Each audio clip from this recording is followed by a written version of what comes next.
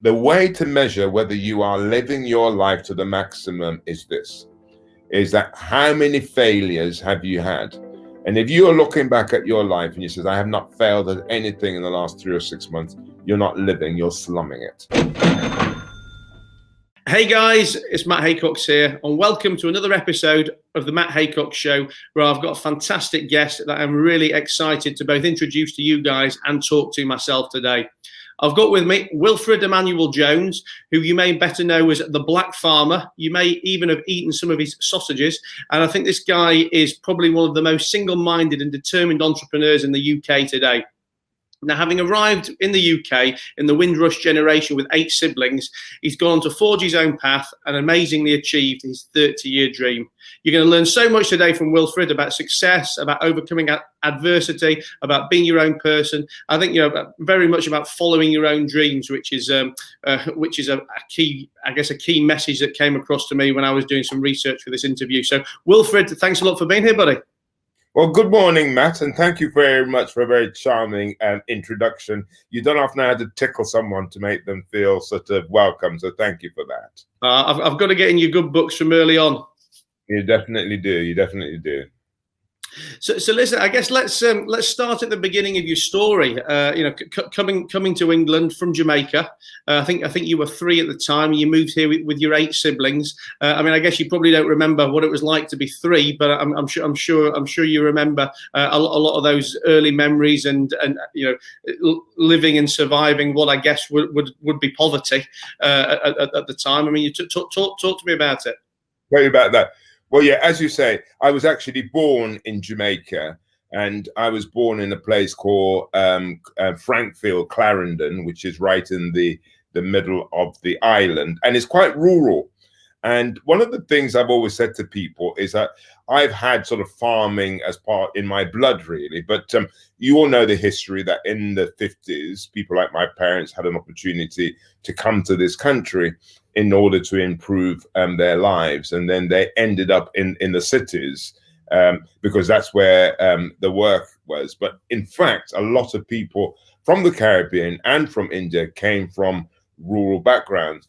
And as tough as life was for people like my parents and for me growing up, my mum always tells me, well, it was still a lot better than being back home, because she used to have to go and fetch water before she went to school. The things that we sort of take for granted over here now, like electricity, a good health service, those sort of things did not exist back in the day.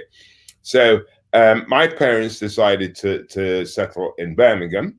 And they settled in a place called Small Heath in Birmingham, which is one of those classic inner city areas. I can remember where I lived. We had the Irish who was on one side of us and Asians on the other side. We were all hated at that time by the host community because migrants, if you were Irish, Indian or black, there was a sort of rejection from the host community about us being here in the UK. And I think what I'd like people to try and imagine is that there's 11 of us in my family, and we were cramped up in one of those 2 up, 2 down toes houses.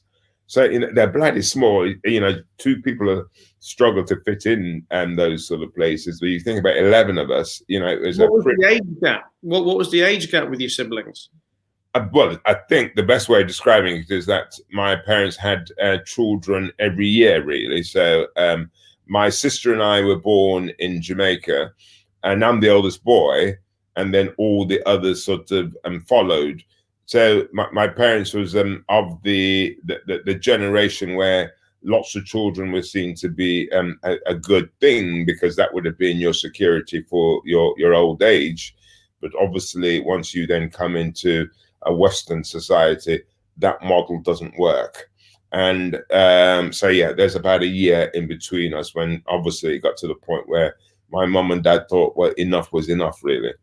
But we were very, very poor. And like most of the people at that time from the Caribbean, they were poor and also did all the jobs that the host community didn't want to do. And one of the things I always remember is my mother, for example, trying to feed 11 people with 1 chicken. And it wasn't the sort of chickens that we now buy at the supermarkets. They were what they call boiler chickens, which are the old hens. So if you eat an old hen, it's real tough meat. So in order to get it to be tenderized, you'd have to tenderize it and slow cook it, and then also season it in a way that it was going to be palatable. And even to this day, I have a fetish for chicken bones, because when there isn't much around, you're trying to get every bit of nutrition out of this chicken. So as a way of supplementing the family income, my father had an allotment, and it was my job as the oldest boy to look after this allotment. And the allotment really fulfilled two things. One, it was like an oasis away from the misery that I was surrounded by. And, there's nothing worse than living in an urban environment where, you look at something the wrong way, you could end up getting a knife in your back, or you're constantly having to look over your shoulder because anything may be sort of hitting you that you didn't realize. So to be in an environment which allows your soul and your spirit to be free and peaceful was something that I absolutely loved. And so a big change for me was deciding at the age of 11 that one day I'd like to own my own farm. And I say to people, it's one of my big mantras, and I don't know how long we're going to be speaking for, but my big mantra in life is that you have to have the audacity to dream, and dream big. And the English are very poor at this. It's an American idea. The Americans celebrate the idea that you could be from anything, you could become a president. It's celebrated in the US.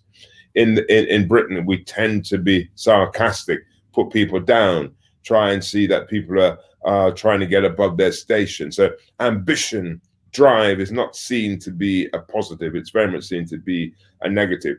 And I hope that's changing, because if you are somebody who wants to change your life, the only way that you're going to do it is to have the audacity to at least dream big. And that's the first message I would give anybody, because you're not going to be able to fulfill your dreams unless you dream big and you start putting it out there. Unless you start doing that, it will never happen. I mean, I couldn't agree with you more about the cultural differences, between the US on dreaming big, and I guess putting people down and not I guess accelerating and inspiring young people and people in general about that. I mean, would you put that down to anything particularly more than cultural differences? Well, I think I love Britain. And I wouldn't want to live anywhere else in the world. And I've been to many countries than the UK. But one of the things that I think that holds us back, in a sense, is our history, our class system. And so therefore, it's all about people sort of belonging to certain sections of society. And there are these rules of living in those sections of society. And that somewhere like the US, where it celebrates, it doesn't matter where you come from. The thing that is celebrated is that you have it in you to drive, to break through. In a sense, in the UK, we like our glass ceilings. It keeps people out. I think that's going to change, and I think that's going to change because COVID is going to cause a big revolution, not just here but globally, because there's going to be massive unemployment.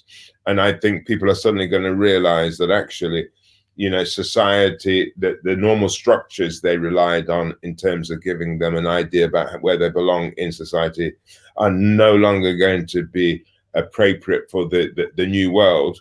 And that actually people are going to have to take personal responsibility in order to achieve whatever they want to achieve.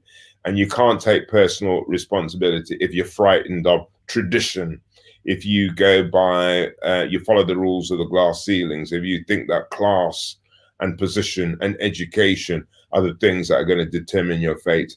That ain't the future. And hopefully we'll get a chance to sort of talk about that, because I think one of the things I find quite fascinating is that we are of the generation where what our parents ultimately wanted was for us to go and have a really good education. I didn't have one, by the way. I'm one of those guys who left school without any qualifications at all. I'm dyslexic. I really, really struggled. And therefore, you know, you can imagine being black, being dyslexic, being as thick as shit. You're really low down on society's dustbin heap. And the whole mantra is to go to university, get a qualifications, because that qualification would then mean you get a job that will, you know, last you for life. Be an accountant, a solicitor, a doctor. All these what I call number one professions. And I think the whole thing about our educational system is to gear people towards actually what I call operating in the information age. They're just like mini computers. They could absorb information in a certain way and then regurgitate that information.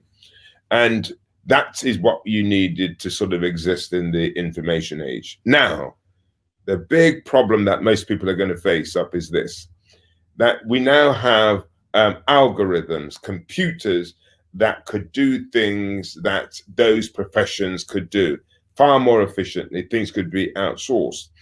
And when I've gone and done talks in hospitals, for example, I've said, in my lifetime, we'll get to a stage where a nurse will become more important than a doctor, because all a doctor is like a facility for information. I could now go on Google and find out more information about my condition than the consultant will know. So as we have the technology, that means that we're able to get information. We don't have to go to these people who have got some high intelligence to get that. What is the future going to be for us? And I think the future are going to be those people who are conceptual. Those people who could think outside the box. Those people who are creative. Those people who could challenge the way that we think. So therefore, it isn't the way that they tended to have been educated, because it's breaking the rules of conventions. Machines and technology can't do that. That is what makes us fantastic. It's about us learning that the creative side of our nature is going to be the thing that has ultimate value in the future. Because we've lived in a sort of society where creativity has been seen to be the soft skills, and it's all what they call the rational, reasoning, logical data, research, evidence of those people who rule the world. That is going to change. And I think we're going to be living in a time when everybody's going to want to be showing their dyslexic credentials. Everybody's going to want to demonstrate that they actually see and view the world differently. Unlike now, it's all about actually how good you are at absorbing information. Well, that's a redundant skill now, because all you got to do is type something on the computer and you could get more than any human could ever give. So it's an exciting time for those of us who are what they call right-brainers, creatives, think outside the box, because that is going to be the future. I just want to go back a little bit to what we were talking about a minute ago about the importance of having a dream, and obviously how your dream was to ultimately own your own farm one day.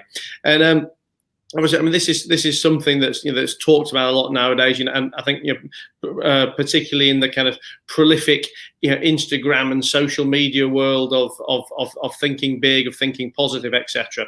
And I'm 100% of the same mindset as you. But how did you take that dream and make it a realization? Because I guess there's dreams and there's dreams, and ultimately, you've got to put some action in place to make these dreams become reality. Otherwise, I guess they're an illusion, or more, I guess more aptly, probably a delusion. What was your methodology for making your dreams come true, and what would your advice be to others who are probably sat in a situation whereby they think that all of the odds are stacked against them, yet they do have this big dream, this long-term plan? You see, the thing is, everybody has a dream, and the easiest thing in life to do is to dream. But you said something that was really important, is that how then do you put that dream into action? That is the most fundamental thing that people have to do. It's no good having a dream and then not doing the hard work to make it sort of happen. And it's really difficult in the society that we live in today, because it's all about instant success. It's all about being discovered.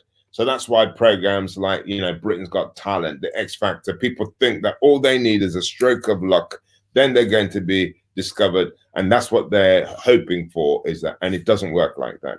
You know, to achieve anything in life, the first thing you got to put into your head, it's a marathon. It's a fucking slog. And so if you don't get that into your head, don't even start. So it's a slog. And not only is it a slog, but there are going to be many times as you're on that journey, you're going to be thinking, my God, you know, wouldn't it be easy to sort of go off somewhere else? And then also, it is quite difficult. It is quite a lonely road that you travel if you're going to be true to your true to your dream. And also, what I say to people is this: any dream that you have, you need two things in order to achieve the dream. And the first thing is that you need to be ruthlessly focused. And what I mean by that is that you're able to get rid of the white noise of living. Most people's lives are full of rubbish. What you need to sort of realize is that if you want to achieve X, you know, all this stuff that's happening around you is a distraction. You need to focus all your energies into the thing that you want. So if you take an athlete, for example, if he's got to get up to train at 4 o'clock in the morning, he will get up and train at 4 o'clock in the morning. If it means he can't go out drinking with his mates the night before, he won't go drinking with his mates. If all his friends are out partying, he's not going to party. So what tends to happen is that people don't realize that to achieve your dream, there's a price to pay. You can't have it all. If you want to have it all and be in survival mode, then don't complain that you do not have the attributes to achieve your dream. So focus is the most important thing. And secondly, probably more important than focus, is that you need to have a passion. And the reason why passion is important is that it defies reason. It defies logic. It does not make sense. It drives you through all the hurdles that life will throw up at you.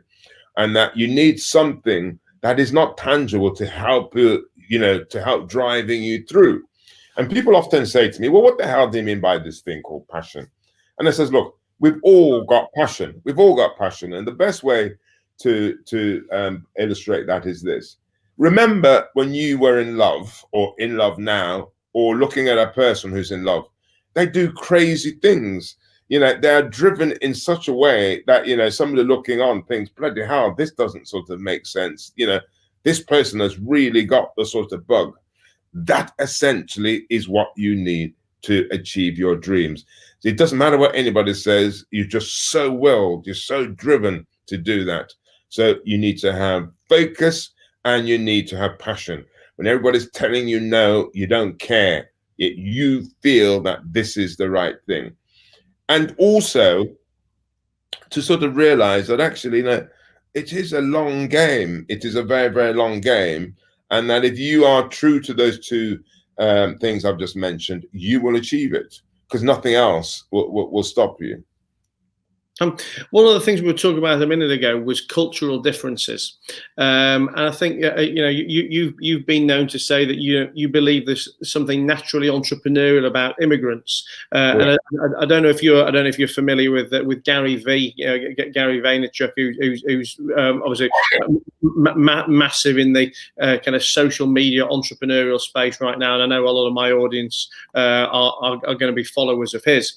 And Gary also, often talks about that he puts his success down to the fact that he was lucky enough to be an immigrant, and that it gives him that work ethic and that different mentality to non-immigrants. And I guess obviously it's something I am completely unqualified to discuss. So I'd like to understand your views on it more. Are you saying the same as Gary? Do you think it's something that is instrumental to success? I believe everybody has the ability to be entrepreneurial, because for me, entrepreneurialism is all about being creative. And we are all born creative. And then the educational system that we're brought in eventually squeezes and squashes that out of us.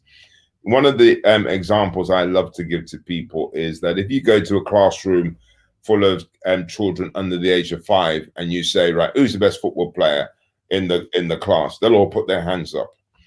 By the time they're about 7 or 8 years old, and you ask exactly the same question, they'll all point to a kid in the into the corner.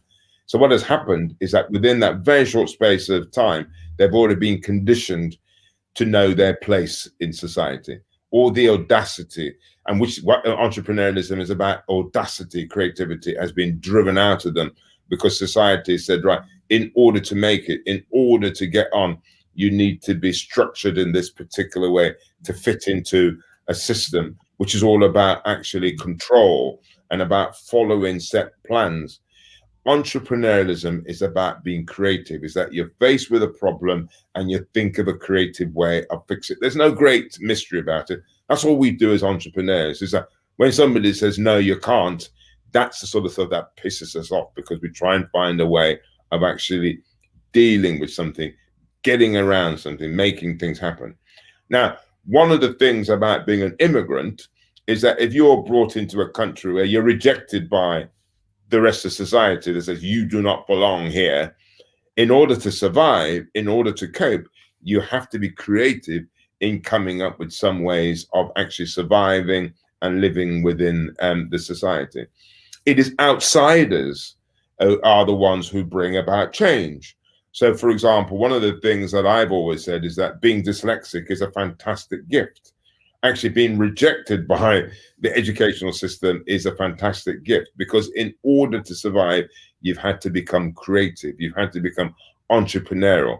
And so therefore, if you feel that you're a bit different, if you do not fit in, whether that's because of your gender, the color of your color of your skin, anything, if you feel there's an element of being an outsider, you have all the attributes to be entrepreneurial. And that's all entrepreneurs do, is that they just think differently. They're not part of the mainstream who operate by linear structured order. So that's what I would say. Now, what's going to be fascinating for me is this. And I don't know if you know this, but I wrote a book recently called Jeopardy, The Danger of Playing It Safe. And most people would have thought, if you think about it, most people thought you go to school, you go to university, you leave with good qualifications, you get a good job, and you're set for life. That's the way that most people think that is, you get a pension and that's it. Now, as I said in the past, that may have been the case, but it ain't the sort of future. And COVID, for those people who think there's such thing as certainty, COVID has come around and taught people that's not the case. And so people are living in this massive uncertainty. And then how they reacting to uncertainty will determine their future. And the big thing that I talk about all the time is that, and I'm going to be doing a talk about it later on my Instagram, is how to make a friend of uncertainty. The key thing in life, and being an entrepreneur, being creative, is making a friend of uncertainty. Because if you're able to make a friend of uncertainty, it doesn't matter if the world is changing around you. It doesn't matter that things are moving along. You have a confidence in self that actually whatever out there, you'll be able to deal with. And most people who have thought they've got to go down this linear route in terms of achieving success, the moment that's gone, they are desperate. They're full of angst because they were relying on certainty. They were relying on something that does not exist. The rest of us always know that life is tough. That that there are many times that how the hell am I going to pay the bill? When's the next client's going to come about? We're living with uncertainty all the time, and we're here. We just learn to see that actually that's what life is all about. But tell me though, because I couldn't agree more with your comment about the importance of getting comfortable with uncertainty. I think and as an entrepreneur, the only thing that is certain is uncertainty. But I guess for me, the reason I feel comfortable in waking up in the morning and not knowing what certainty is going to come through the day, or knowing that without question curveballs are going to get thrown at me is because let's say, other than in some very unusual or extreme situations, I feel equipped with the skill set or the knowledge or let's say, the access to the mentors or the advisors to be able to get me through the uncertainty and make me feel more certain. Does that make sense? But Matt, what I would say is that you got to credit yourself, right? You got to start off with there is something about you and anybody who's entrepreneurial who has actually, had the courage to live with uncertainty. And somewhere along your life, you would have seen that there's a group of people who function in a particular way. You would have decided, well, that ain't for me, and therefore I'm going to take the courageous step and go down the entrepreneurial route. And when people do that, you do find your tribe, as they say, and that every single thing that I have achieved in my life, somebody's gone out of their way to give me a break.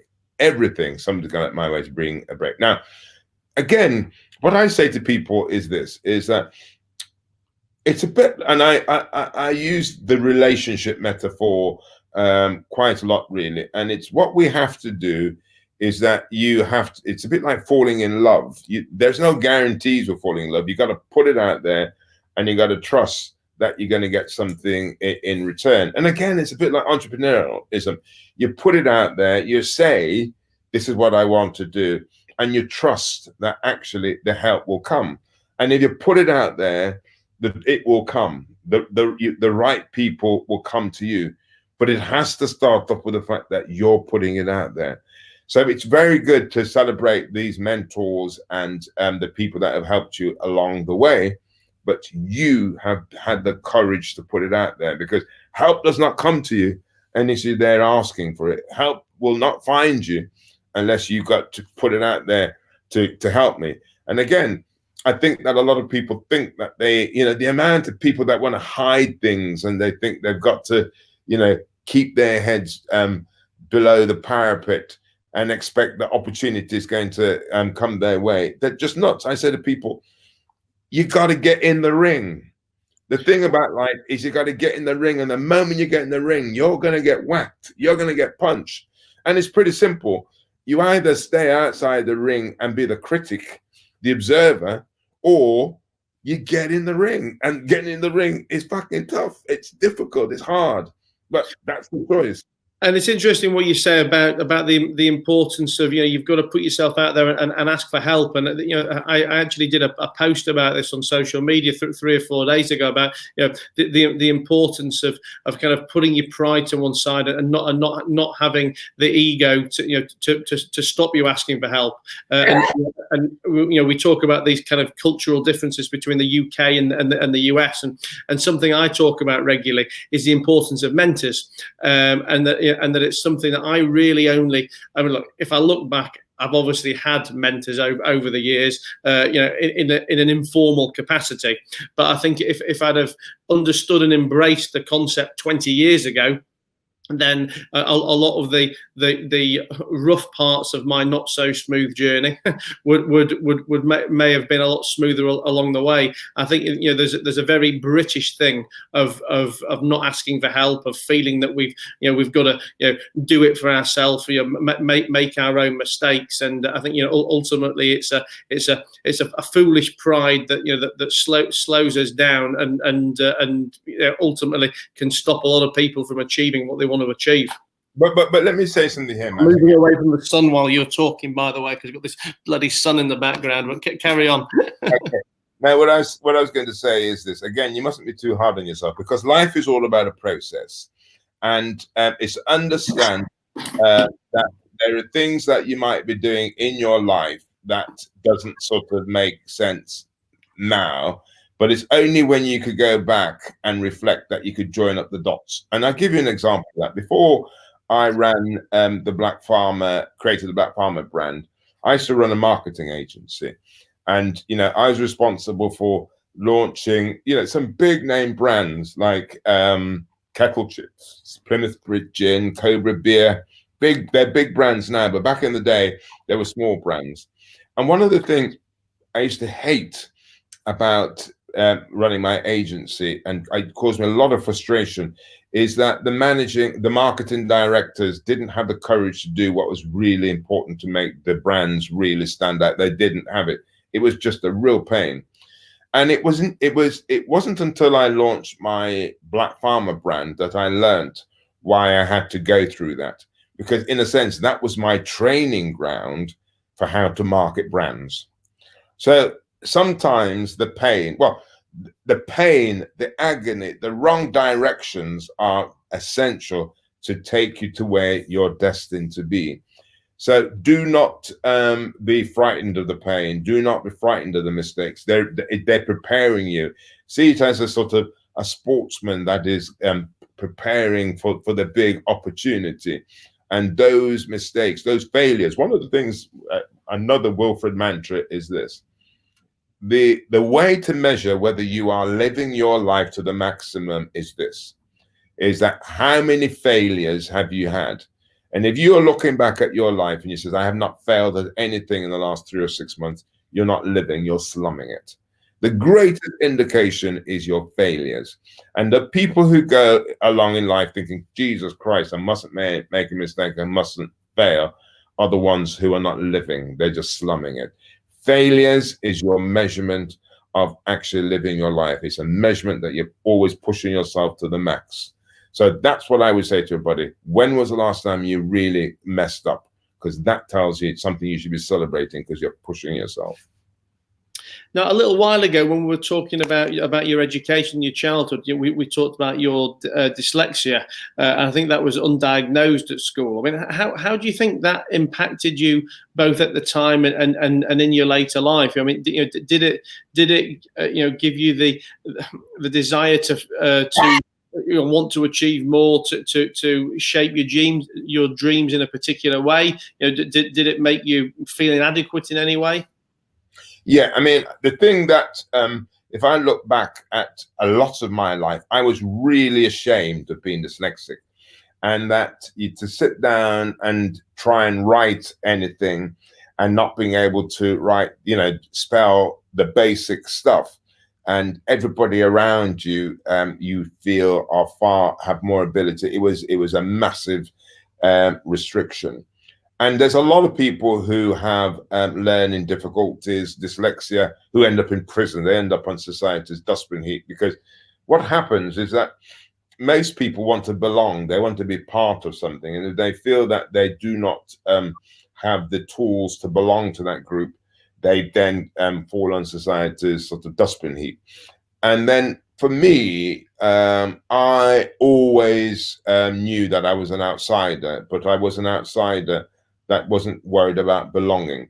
And the thing I also talk about in my book is that people have a choice in life. And again, if you want to be an entrepreneur, if you want to be truly creative, you'll have to make a fundamental choice. And this choice will be, do you want to be or belong? Now, to belong, there are certain rules of belonging. There's rules of the community, rules of that group. And if you don't follow those rules, you're out. Now, to be means that actually you're on your own. It's your own rules. And you'll have a choice in life. And I'll give an example of the sort of choices that people may have. And this will be an illustration. Let's say somebody's gay, and they know that their parents has a real issue with anybody that's gay. That person will have a fundamental choice. They either will have to decide, in order to belong, they keep their sexuality secret, or to be, they have to go. To be means that it may mean they'll be rejected by their parents. And in life and going forward, you always have to make that fundamental choice, to be or to belong. And a lot of people spend their whole lives deciding to belong and regretting it because they never had the courage to be.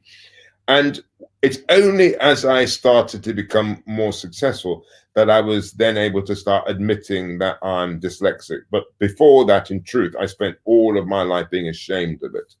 And so it's one of the things that I'm very, very passionate about, is that to help people who are dyslexic, to help people who feel that they're outside of the mainstream, those are my tribe. I do my best to encourage and inspire those people, because even today our educational system is not taking on board that actually some people, well, a lot of people learn and learn things differently. The way we measure intelligence is so wrong, and it sort of casts aside a lot of very, very creative, talented, and intelligent people.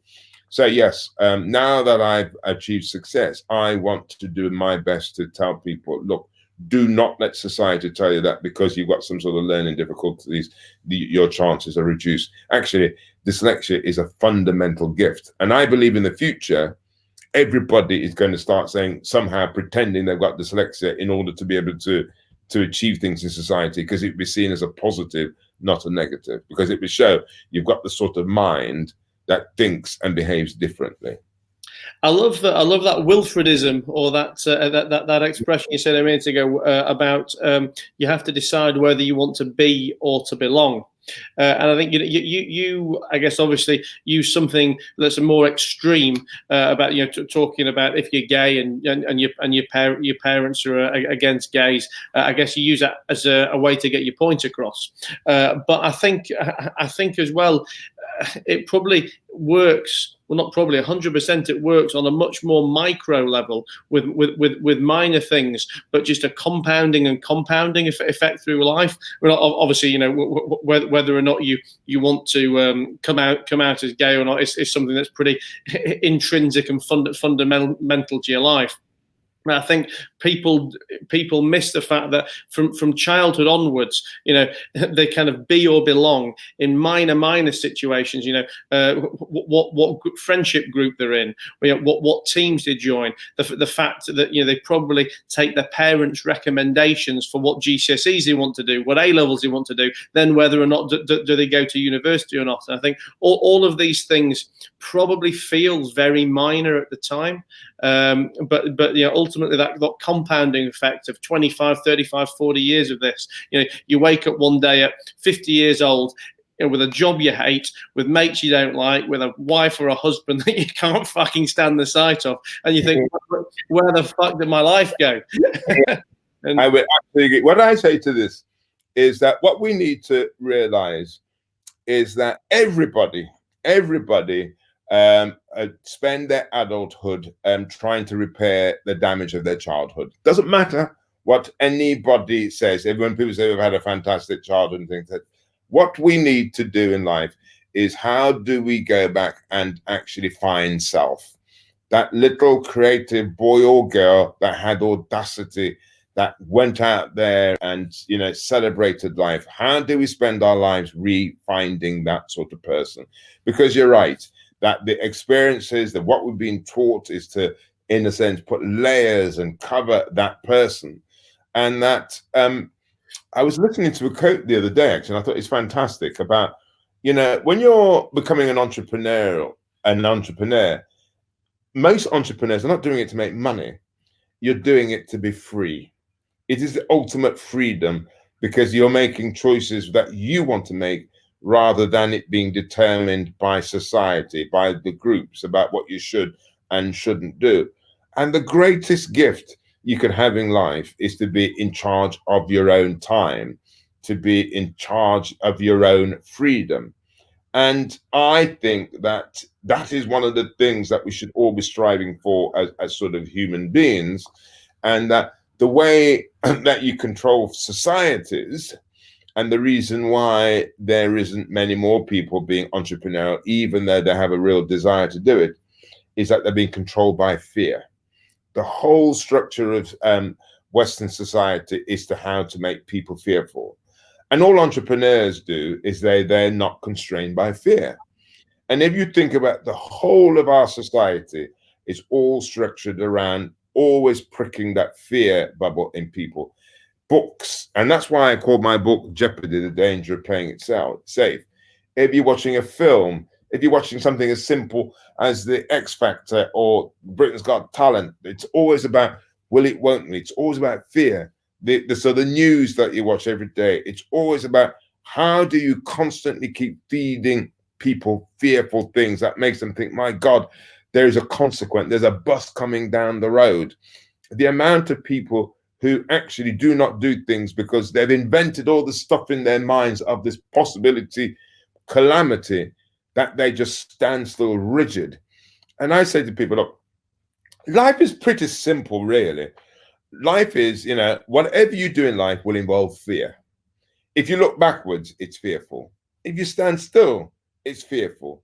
If you look forward, it's fearful. All you have to do is choose your fear.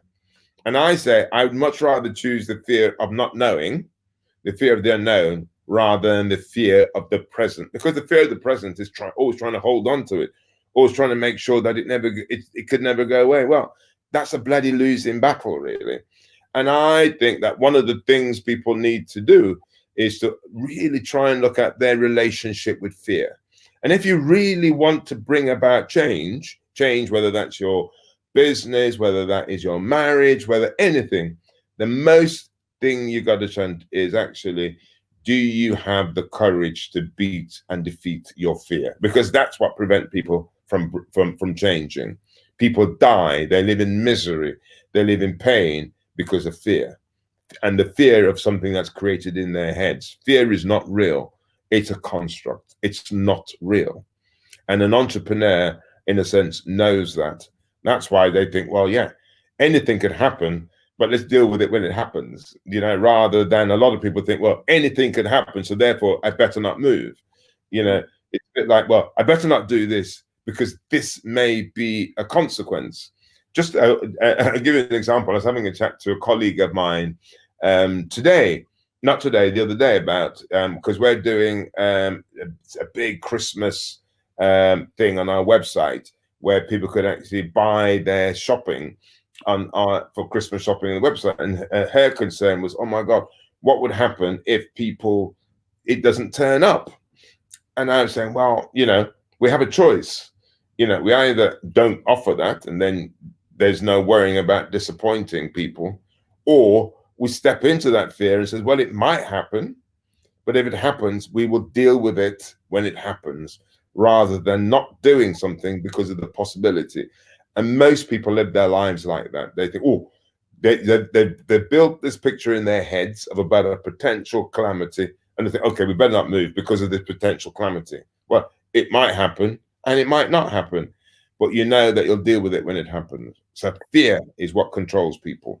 And I think, for the guys and gals at home, listening to this, watching this, whether that's now or after the fact, obviously, we're talking about this in the context of business and entrepreneurialism, but this concept is completely translatable to every single aspect of life that you're in and the decisions that you want to make, whether you're running your own business and, thinking about growth decisions like what Wilfred was just saying then, in terms of, do you launch a new product? Do you launch a new delivery channel, or whether you're working for someone else and do you apply for that promotion, or do you quit this job and move on to another one, or do you step out of this relationship that's been unsatisfactory for the last 5 years plus?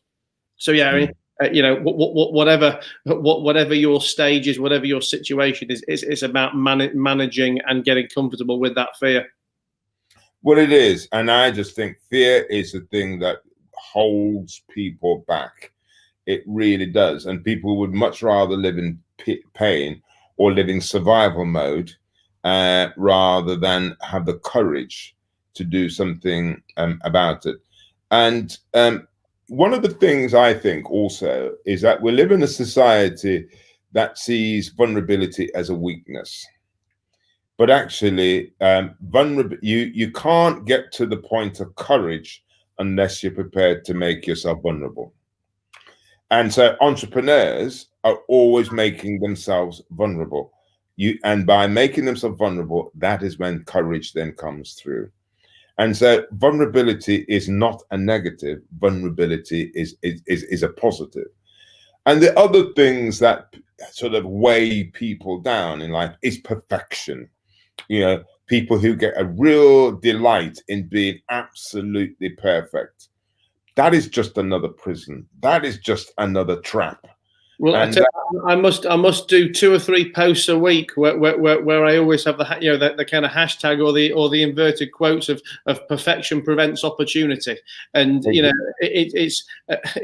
I was talking the other day about one of the most important skills, if you like, in business and in entrepreneurialism is the ability to just make a decision, and to take action, and you accept and realize that it's not going to be perfect, but as long as you know your product, or your dream, or your vision, 9 times out of 10 it's not going to be an appalling decision, or an appalling piece of action. It might not be the best decision you could have ever taken, but all you're going to guarantee by taking no decision is not moving forward, and potentially probably moving backwards.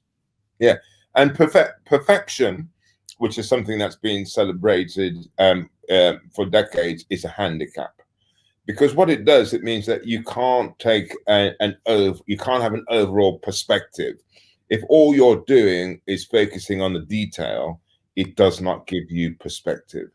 And so I think what's going to be interesting in the sort of the next 10 or 20 years, the very things that we were taught to be seen to be positives are all going to be pointed out as negatives. The idea about being a perfectionist, the idea of having, the educational system will equal you getting a job. All of the concepts of, what it is to be a human being will be radically changed in the next 20 or 30 years, I believe. And that it's going to be a lot more focused on how do people, in a sense, tap into their individual potential, tap into their individual creativity. Now, it doesn't mean that you have to be an individual, but it's all about, rather than thinking you need to belong, you need to wear this uniform, you need to have all of the attributes of this particular uniform, and if you don't, therefore you don't belong. It's for us to really celebrate our individuality and how that contributes to the group. And I think for people like me, that is something I'm desperate to be able to celebrate, because I think the world would be a better place for it. So I want to jump back onto your story and your journey, because I'm keen, as I'm sure everyone else is, to hear where the sausages came from. I just got to say as well, while we're doing this, we've got a few comments in the comment box, and Peter Wilson, who said that he could listen to you all day, and he's just bought your Jeopardy book as he's been listening and can't wait to read. So you've had a book sale from me before we've even finished. Okay, well, actually, one of the things I was saying as well, actually, Peter, is that I was telling you about my farm shop that I just launched about 4 weeks ago, my online farm shop. And so I'm going to give you a code now, and it's Wilfred 57. So if any of your listeners want to go and buy anything from my farm shop, they'll get 10% off, but they need to use that code, which is Wilfred 57. And that'll be running until the end of December, I think that is. So, that's something I'd like to offer to your listeners. And so hopefully Peter may be one of those customers. Thank you. So how did I get into doing sausages? So I don't know how much time you've got, but just in terms of telling people my story. So I had this dream of buying this farm. I went to the local secondary modern schools, as they were called then, in Birmingham. This school was a shithole, basically. I mean, they didn't really educate us. They sort of policed us, because they didn't really see that we would end up with much. I then, because I was thick as shite and I had no qualifications, I could hardly read and write, I then joined the army. And then I got kicked out of the army because, if you've got any entrepreneurial spirit about you, you're always challenging things. You're not the sort of person that's going to follow orders. So that was a stupid thing for me to do in the first place. So after about a year, them trying to lick me into shape, I got kicked out of the army. So I have a dishonorable discharge to my name. Now, in those days, if you were a failure at everything, the only option, believe it or not, was catering. So I went to a catering college in Hales Owen, and I trained to be a chef. And I liked being a chef. And it was. Did you think you liked? Did you know you liked food beforehand? No. Okay, so this literally was the only option. Yeah, it was the only thing. It was either work in a factory or go and do some sort of. It was There's no calling for it, but I liked it. And it was before the days that chefing was a glamorous profession. It was the celebrity chef culture that made chefing a real glamorous profession. And when I said I was a chef, I was flipping burgers. I wasn't working in anywhere decent. I was just doing burger flipping. And then really, this audacity that I've always had has been the thing that's always driven me through, because I can remember at the time there was a really famous documentary series on the BBC that I used to love. And I suddenly said, right, I'm going to decide to become a producer director for the BBC. So you can imagine everybody just thought this guy's nuts, because, I could hardly read and write. Television was very, very much full of the Oxbridge types. But, one of the mantras I was telling you earlier on about having focus and being passionate were the things that I took with me to try and get a job in the BBC. So I wrote to everybody. Nobody would write back to me. Tried ringing them. Nobody would take my calls. And I've always had the capacity to think outside the box. And at that time, there was a place at BBC Pebble Mill with big BBC studios. And they used to have security gates to let people in and out of the buildings. And the security barriers were sort of managed manually. And so the guards were in these huts with their heaters on, and they didn't want to hated getting out of the huts to open these barriers. So I said to them, well, I'll do that, and I'll do it for nothing. So obviously they thought, well, bloody hell, we're not going to say no to that. So for months, I'm, at the BBC Pebble Mill Studios, opening these barriers up and down, saying hello and good morning, sir, and all that sort of stuff. And then from there, I then met the cleaners. And then I asked the cleaners whether I could come in and help clean the offices. And then they said yes. And then this is where, this whole thing about where you make your luck and where you find your guardian angels. I met a guy called Jock Gallagher. This happened some 40 years ago, and I still remember this guy's name. And I was saying, look, I want to get a job in television and all that sort of stuff. And he said, come to his office. And he spoke to me for about an hour. And he says, look, you're not the sort of person that we employ in television. You don't have the education. You've got a bit of an attitude problem. And he said this. He said, this is something that he may live to regret, but he will give me a job as a runner, general runner, and to see what happens. Now, that man, having the courage to give me that break, then started a big career in television. And one of the things I say in life is find your guardian angels. Put it out there. Have the audacity to put it out there. Because if you do, the right people will find you. So I started off, and you think about it, if I'd sent a CV in, I would never, ever be, it wouldn't have got anywhere. It's that sort of thinking that gave me that initial break. And I started off as a runner. Then I went on to be a researcher. And then I went on, you probably won't know this, but there's a very famous BBC series called Food and Drink, where I travel the world making films about food and drink. Some of the big name celebrity chefs like Gordon Ramsay and James Martin, I gave them their first break in television. It was my job to break them in, because my boss knew that I'm a guy from their sort of background, so I could sort of manage them more than the Oxbridge types were. And so I traveled the world, and I was at the BBC for about 15 years. And it's worth a pause here, because you'd think, my God, this is a guy from the streets, from the ghetto, ends up with the bloody BBC, traveling the world. You'd think the thing to do is to keep your head down, be very, very grateful, and do not make a fuss. Now, the moment you do that in life, life passes you by. And all the people who settle, they think they've arrived, and then they settle for it, and they find that suddenly life has passed them by. It's the biggest mistake they make. And the one thing that stops you doing that is having your dream. And this dream to have my farm always meant that I thought, because I was getting on now, I thought, well, boy, you're going to buy this farm, you're going to have to get your arse in gear, because otherwise you're just not going to get there. And again, so what I decided to do, even though I was at the BBC, secure job was to leave the BBC and to set up my own food and drink marketing agency. And I left the BBC with just enough money to pay my mortgage for 3 months, had no clients, had nothing. That's really leaping into the deep end. And most people, not knowing the future would be the reason why they'd stay still. They'd want everything planned and, but no, I thought, well, I've got to follow this dream. And again, by doing that, by putting it out there, then people come your way. And then I basically, built brands like Lloyd Grocery Sauces, Kettle Chips, Plymouth Gin, and then that gave me the money to buy my farm. Now, what I say to people is that you dream fucking early, because it takes a long time to achieve your dreams. And then this is where I'm answering your question about sausages in a minute. And no, I want to hear the journey. Don't worry. Okay. And then one of the things that I've always realized is that it's outsiders who see opportunities, because you're not part of the way that people do things. And my farm is on the Devon Cornwall border. It's near a place called Launceston. And I noticed now Launceston's about 4 hours away from London. And I noticed there's this massive gap between urban and rural Britain. It's as though you're in two foreign countries and that they don't really understand each other.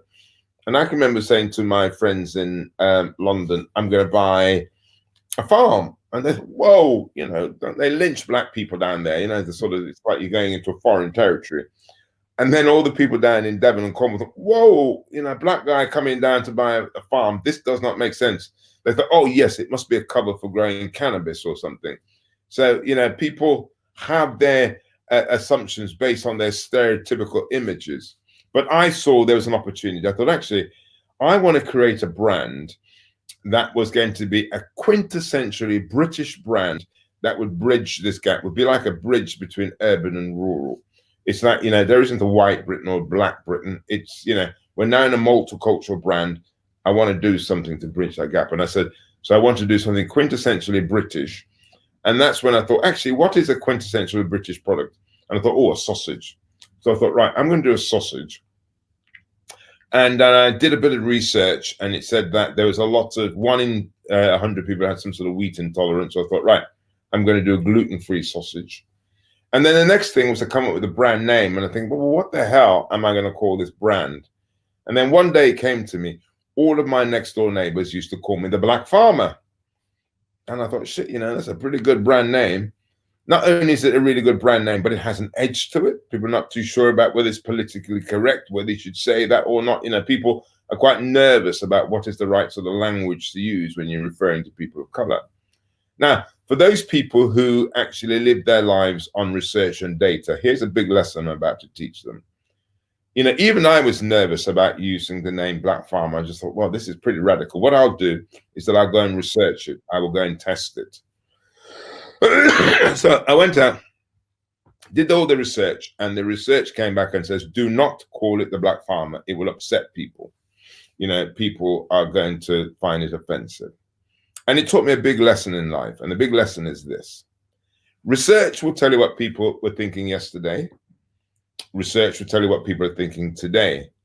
But research will not tell you what people are thinking tomorrow. That is where you need to have your own vision. That is where you need to actually have faith.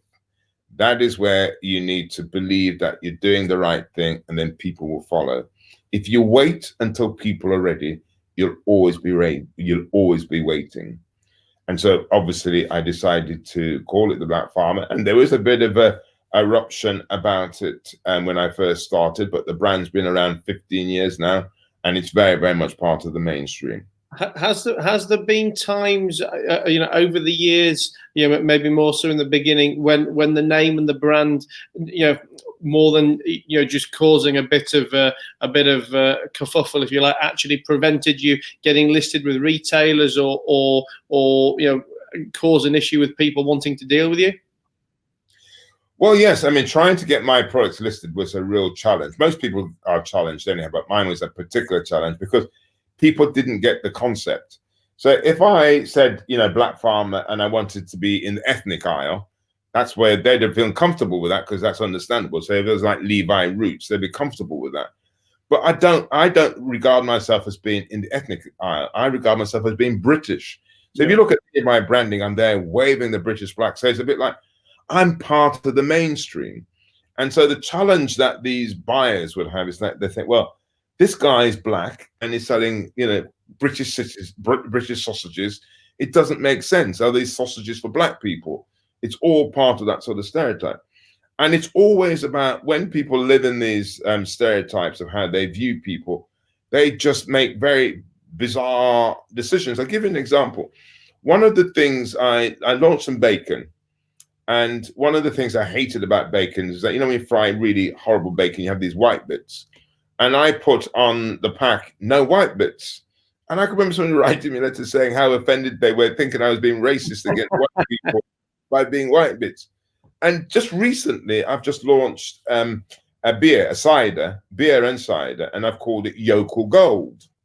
And I deliberately called it Yokel Gold because, you know, the yokel is a term to refer to a rural person. Some people use it derogatory, but it's like, you know, that's the word for rural.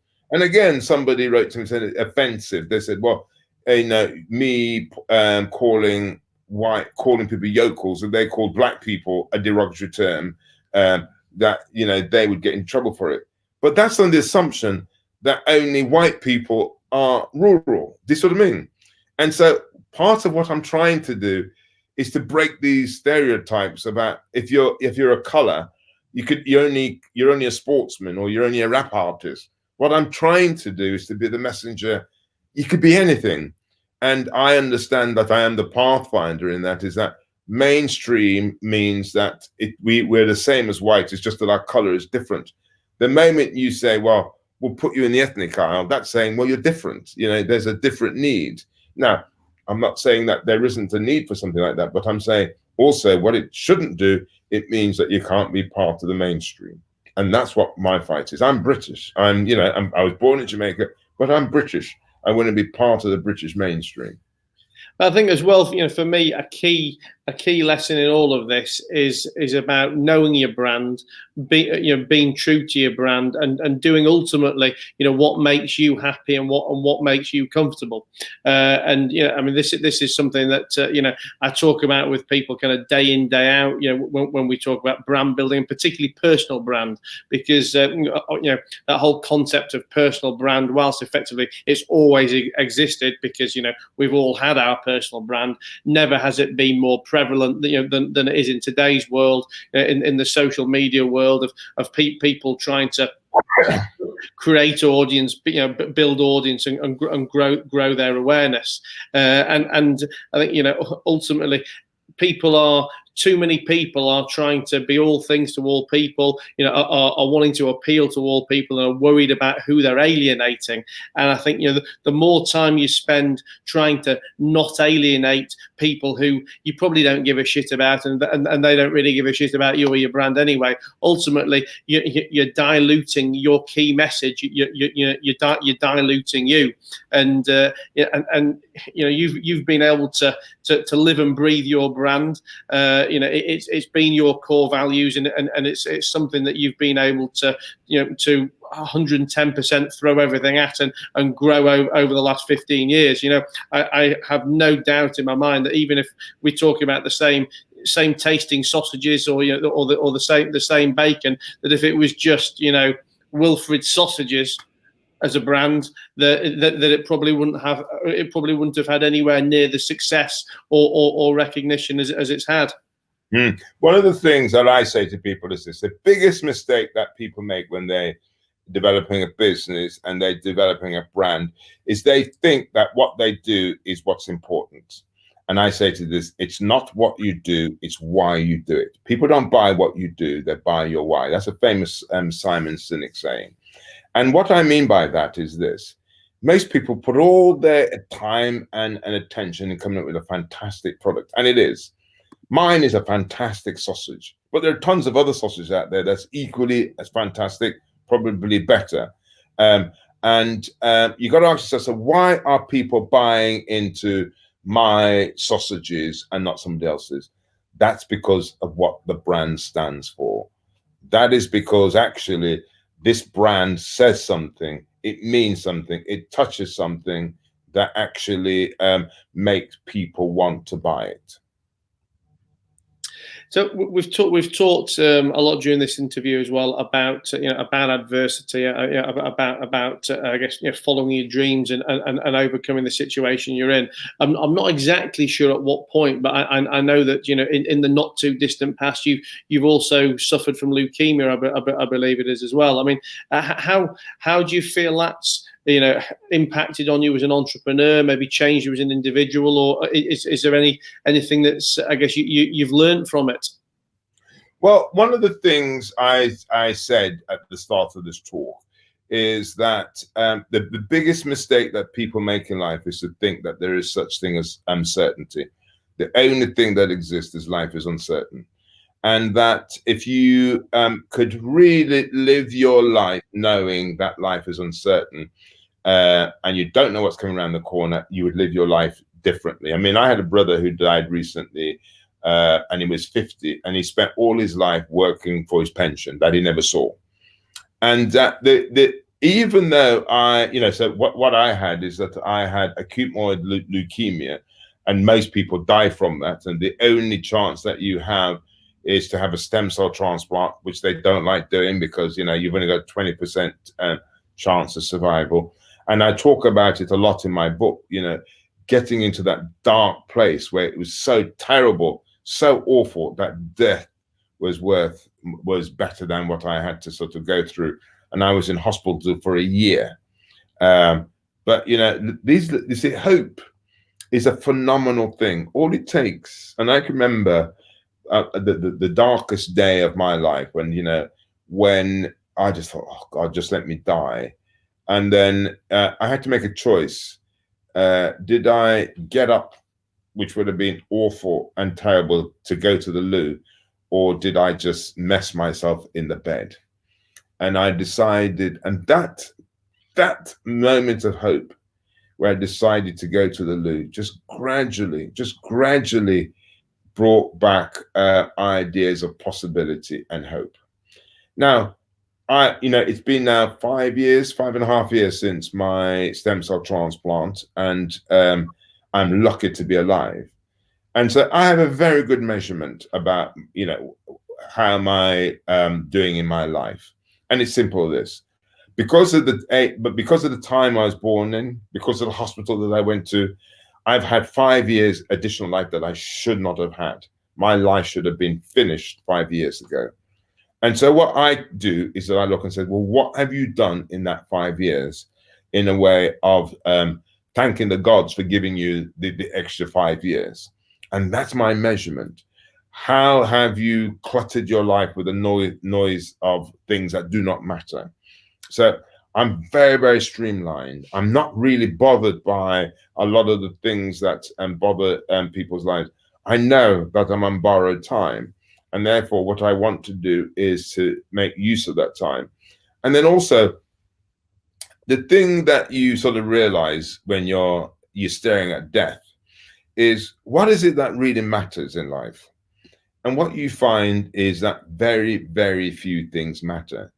And for me, the only thing that's made a life worth living is what you leave behind. The opportunities you give people, the encouragement, the inspiration is for me the thing that says that your life was worth living, the things that you've done. And that's the measure of my life, really. I don't, I'm not driven to have a big fuck off house or, very expensive car and to be surrounded by, wealth. What I want to do is to do my bit to encourage and inspire people that they could achieve and do anything that they want in life. So in a sense, the cancer was a gift in helping to constantly refocus on what is important. And I mean, when you say you're not driven by the house, the cars, the wealth, and material things, do you think that's something that changed with the cancer, or were you never driven by those things in the first place anyway? I was never driven by those sort of things. I mean, I think that in terms of understanding my own psychology, I was always driven to make a difference. I'm a change maker. I think that the thing that gets me really passionate is because I'm from society's dustbin heap, because I would have been written off as a failure. I want to go out and I want to gather all those people who have been told they're not good enough, who have been said that you're a failure. It's not the case. Don't believe the lie. If I could encourage or help, a few of those people to say, do not believe that lie. Do not accept that your life has to be on society's dustbin heap, you can make the change. And actually, the only thing you need to make that change is a mind switch. That's all it is. Now, that's what excites me. That's where I find life worth living, where I've made a difference to people's lives. Well, obviously, I want to hear about the future, and we'll go on to talk about that in a minute. But I've made some notes while we've been talking, because you've said so many, I guess, so many interesting things that I could dig deeper and deeper and deeper into. But a couple of particular questions I want to ask you because of your experience, and I know these are kind of relatable to entrepreneurs, in every sector the world over. You talk about how you worked with the likes of Gordon Ramsay and some of the other top chefs, and gave these guys a break, and and worked, work traveling around the world on the TV shows. I mean, would you have any top tips for dealing with what I imagine are very big egos? I don't have a problem with people who have big egos, because I've got a big ego. I mean, again, the sort of stuff that are pointed out in society as being a negative, I just don't think they are. I mean, again, if you look at these guys like Gordon Ramsay and James Martin, these are guys that have their stories of having to strive, having to get over disappointment, and having to achieve the things that they've achieved. It hasn't been easy. And I think, if you are wanting to fit in, I think Gordon Ramsay is a great example of that. If you are going to build your career based on being approved of, he would never have been as successful, and I just think that we're in a society where they think that if you're following your own dream and you're being selfish about what you personally want, that seems to be a negative thing. I don't. I think more people need to think like that. You need to think that I need to look after my interests first. And there's nothing wrong with it, because it's not until you're in a position of strength that you're able to help others. Most people think that their lives are there just to help others. Well, you can't help people if you're exactly like them. You can only help people if you've achieved, you could see there's something you could offer. Otherwise, it's just the blind leading the blind. So I am not going to be one of those people who's going to say, well, there's a particular way of being, because it is not. Gordon Ramsay has demonstrated that you could achieve many things in life if you're prepared to go out there, to be an individual, and to be, not to belong. And I guess, well, like you say, it goes back to many of the concepts we've talked about during this chat. With the being and not belonging, and I think also when we're talking about branding and personal branding, I guess ultimately knowing your why, knowing what's you, and being true to your values, regardless of those around you and any external forces. Yeah, I mean, it is. I mean, I think it's all part of the way that people are conditioned in terms of living life, is that you think of others first and you put yourself second. That's very much a British trait, and it's something that a lot of women find themselves in, that they sacrifice their lives for the needs of others, and they get to once the children left home, they get to an age and they suddenly realize, actually, all my life is looking after the needs of others, and they have to relearn how they look after their own needs. Not only relearn that, but also learn it's not selfish to think that it's good to look after your own interests, because when it comes down to it, you've only got this life, this one life. And it's what you do with it. And within this one life, you've got to give yourself some personal comfort, some sense of you're doing it for yourself, really. And so, again, I think that people need to reassess, re-look at what we have been told. Because if I, for example, had listened to all of the rules or conventions of how to behave or how to be, I would never, ever have achieved all the stuff that I've achieved. In a sense, I've achieved the things I've achieved because there's been that element of selfishness the element of not worrying about what anybody says, the element of don't care about being belonging. Because if I listened to, mediocrity, I would have been a nobody. Now, just bringing the question around to my particular space, which is obviously in the world of finance and investment. Obviously, through your journey and your career and your great success, you've now found yourself in a position as a mentor and advisor to the younger generation and the up and coming generation of entrepreneurs and future business owners. I mean, what would be your tips for seeking investment from someone like yourself? I run something called a hatchery, and because I get lots of people who come to me with ideas, especially food and drink ideas, and if I like them and if I think it's a good idea and they're a bit different, they will become part of the hatchery. And I've got some pretty good successes at the moment. I've got 4 companies that are doing really well. One is called Smorgasbord, and this was a guy who'd been in corporate life all his life, wanted a job, and I said no. And I said, let's create this brand together.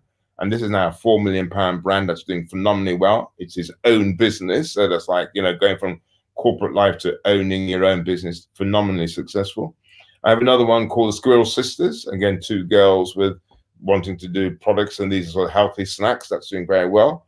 Another guy, Jim Kitchen, and that's about sort of high protein. And another one called Mary Sequel. So what happens is that they come to me, and the way that we work in the hatchery is a bit like an umbrella.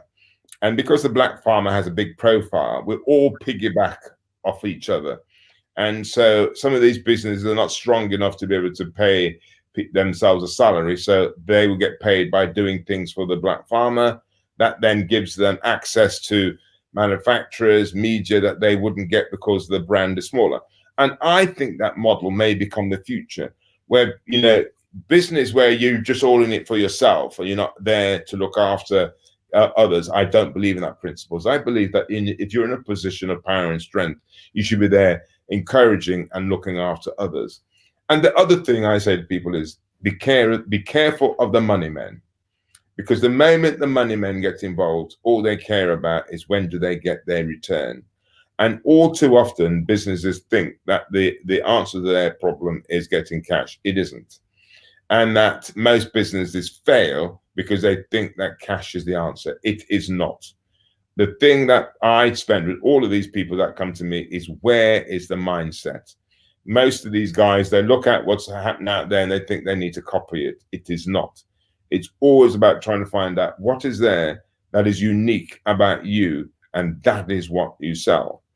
And also the balance is changing. Before, it was the money men who dominated, because you had money dominated, but it's not. It's the creators, it's the ideas people that should be top of the tree, and money should be facilitating that. And that dynamics is now sort of shifting, because money men are left brainers. They're rational, they're logical, they're data. So that's why a lot of money men can't innovate. They can't create businesses because it's chasing a dream, it's chasing an idea. If the first thing you do is look at the books before you make a decision, you'll fail. Because that's not how entrepreneurialism works. That's not how ideas comes about. It's about somebody having a golden dream. It's not about what the account says. It's actually chasing that dream, and then the accounts then make that happen. They're going after you, please. So I was going to say, so that is the key thing. If you going for money as your first option to solve a problem, it's the mistake. And the amount of companies that fail, and then what happens, they get cash, they burn it, because actually what they're looking for is fast success, and it doesn't work like that. I think, for me as well, what's important or what's clear from some of the businesses that you mentioned is you very much know your space and what works for you, and the businesses that you're mentoring, incubating, investing in are food and drink related. And I guess it's important as someone who's a prospective investee to really approach investors who are going to get you. I mean, we always always talk about, adding value on top of just the cash itself. But I think as well, if you're going to someone who understands and lives and breathes food and drink, and you're a food and drink brand, you're going to be heard with much more receptive ears. For example, I don't like to restrict myself down to food and drink brands, because fundamentally I'm a marketeer. I love brands. And I'm always interested about how can you make a brand work. So whether it doesn't have to be food and drink, it can be cosmetics, it can be anything, but it's about what is the essence of the brand. That is what I love. Okay, another question. I mean, obviously, we've talked about a lot during the chat about that. Also, I'm a bit mindful of time as well, because I'm enjoying this chat, but we've been for ages.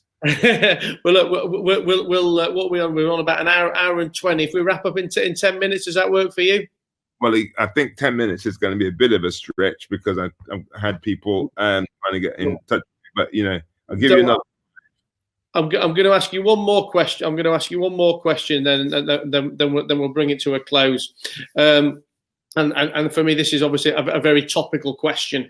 We've talked a lot during this chat about the importance of getting comfortable with uncertainty, and Brexit, and obviously particularly COVID-19 that we're in now. For anyone listening to this after the fact, are the biggest things to happen in our lifetimes and in entrepreneurs' lifetimes. What's your advice to entrepreneurs right now about about getting comfortable now and thriving in the present and the future? You see, one of the things I find quite interesting, people are a bit concerned about Brexit. I'm not concerned about Brexit because it's outside of our control.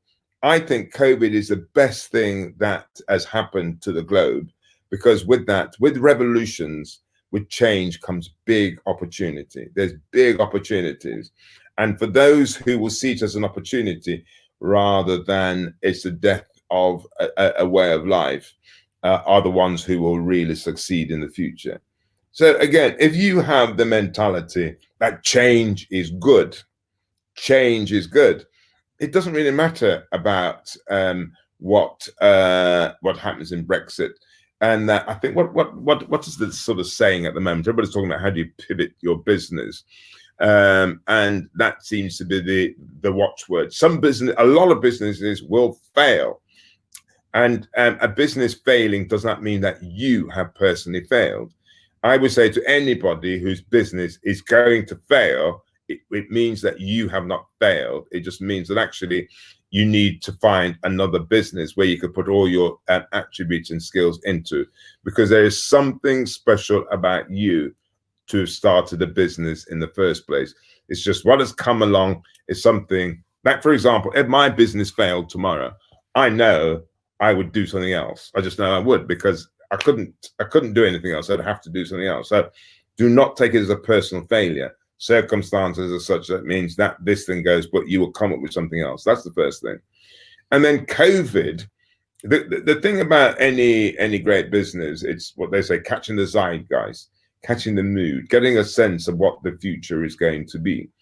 And my sense of the future is that, corporatizations, big institutions are not going to be the thing of the future.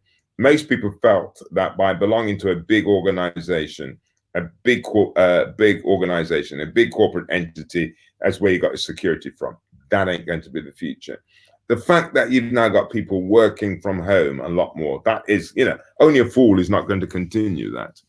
That means that the thing that we've been talking about for decades is going to bring about opportunities in the high street. That the reason I launched my online farm shop now is that before I've always wanted to do an online farm shop, but it was really difficult because people are never at home.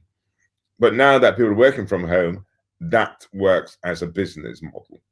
So what I say to people is this, is that do see COVID as a fundamental opportunity. And it's a bit like if you're buying a house, the best place to buy a house is in an area that's up and coming, that nobody else has spotted, but it's up and coming.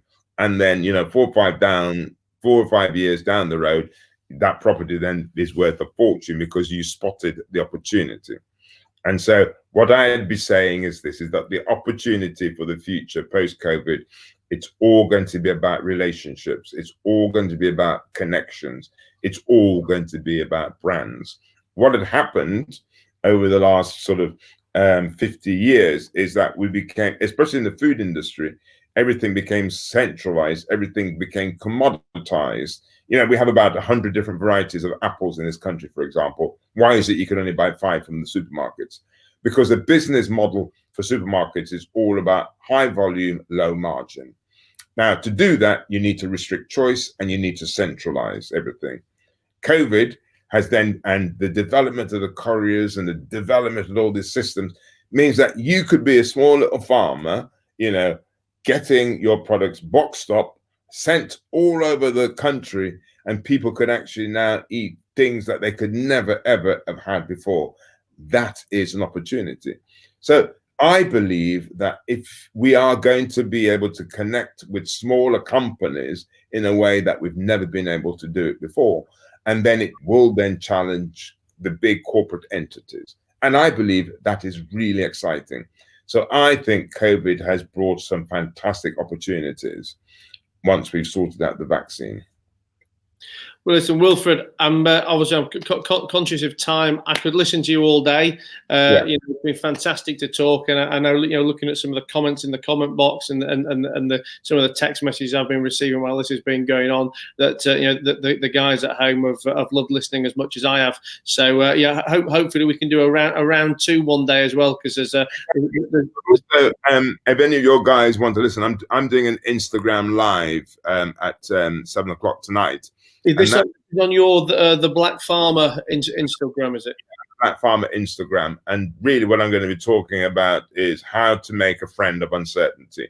So a big theme of our talk is the people who will succeed in the future are those who know how to make a friend of uncertainty. So that's going to be like a surgery. People can ask questions, and you know, some of my tips of what you need to do in getting your head in the right space. That is a future. Put it on your wall. Make a friend of uncertainty. Well, I will certainly push that live out for you on my Instagram today as well. I'm sure some of the people who've just found you for the first time, I'll love to jump on there and hear more. And I'll also, for anyone listening, Wilfred 57 is the discount code to be able to get 10% off the Black Farmer Farm Shop. So I will I'll put that up on my Insta and stuff as well. So guys, everybody, thanks a lot for listening, and Wilfred, thanks a lot for being here, buddy. Thank you for having me.